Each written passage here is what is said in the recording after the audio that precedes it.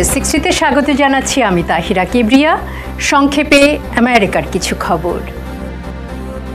যুক্তরাষ্ট্রের president Joe Biden রবিবার বলেছেন তিনি ইসরায়েলি প্রধানমন্ত্রী বেঞ্জামিন নেতানিয়াহুর সঙ্গে কথা বলবেন এবং তিনি বিশ্বাস করেন যে মধ্যপ্রাচ্যে সর্বাত্মক যুদ্ধ এড়াতে হবে।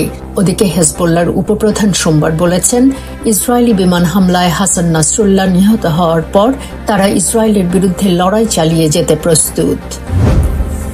রিপাবলিকান সেনেটর জেডি ভ্যান্স এবং ডেমোক্রেটিক গভর্নর টিম ওয়ালজ মঙ্গলবার তাদের প্রথম এবং একমাত্র ভাইস প্রেসিডেন্ট বিতর্কে মুখোমুখি হবেন।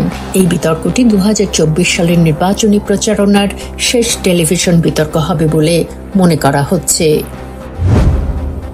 রবিবার জর্জিয়ার কোনিয়ার্সের বায়োল্যাব রাসায়নিক কারখানায় অগ্নিকাণ্ড এবং সম্ভাব্য দূষণের কারণে প্রায় 17,000 বাসিন্দাকে অন্যত্র সরিয়ে নেওয়া হয়েছে এবং কর্তৃপক্ষ রকডেল কাউন্টির একটি প্রধান হাইওয়ে বন্ধ করে দিয়েছে। আজ এ পর্যন্তই। Tahira Kibria, voice of America, Washington.